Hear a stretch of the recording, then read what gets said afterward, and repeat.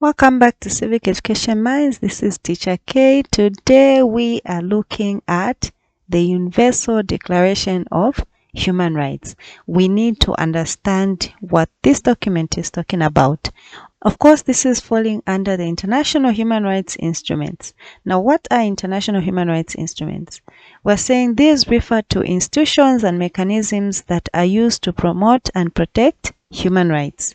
We can also say that these are international documents which contain agreements or covenants which world countries have signed to uphold the rights of various groups of their people. So different countries have signed and they're saying we are going to protect the rights that our people need to enjoy. When we talk about these international human rights instruments, one thing we need to talk about is the International Bill of Rights.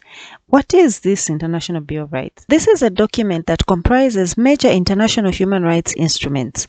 Now here we are looking at the major instruments that pertain to human rights. Of course, the first one that we can talk about is the Universal Declaration of Human Rights, the UDHR, which is a charter based. Now, what do I mean when I say it is a charter based? It's a written grant of specified rights that can be made by different governments that have agreed to uphold the rights that are contained in these instruments. The other documents are the treaty-based human rights instruments.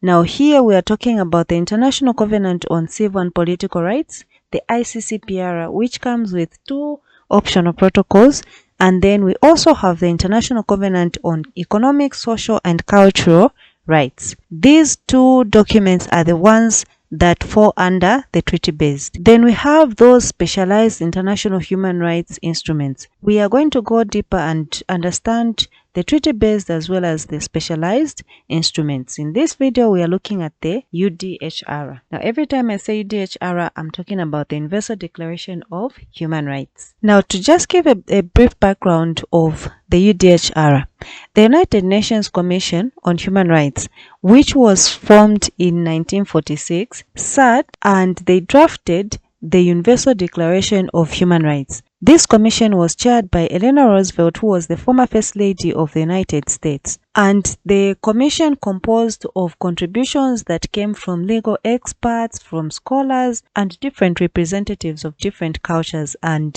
regions. So we had a lot of contributions from different people. And then it was adopted by the United Nations General Assembly on 10th December 1948. So 2 years after the UNCHR was formed.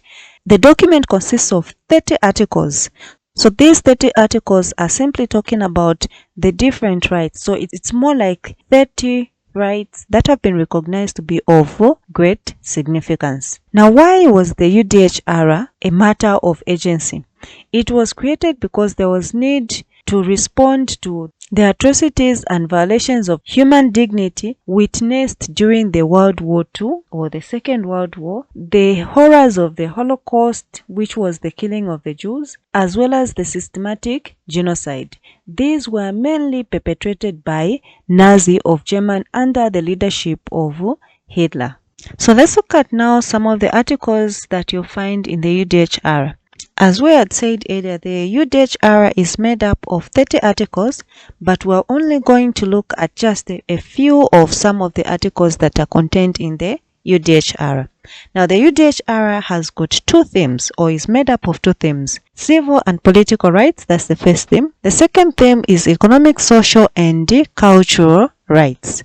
There are 30 articles, but we have only highlighted 13 of those 30 articles.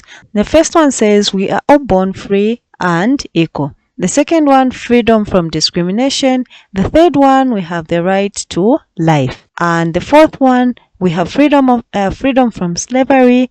There's freedom from torture, right to recognition before the law, right to equality before the law, right to remedy, freedom from arbitrary detention, right to a fair trial, presumption of innocence and international crimes, right to privacy, and the last one that we have here, freedom of movement. So altogether, we have 30 articles. I'm emphasizing that I've only highlighted 13 of them in here. Altogether, there are 30. Now, some of the challenges that we can face when we look at the UDHR are that the UDHR is not legally binding and it is just a declaration. Countries can uphold it or not. The second challenge that we have is that there are implementation gaps. What do I mean? You find that many countries fail to fully uphold the rights that are outlined in the declaration.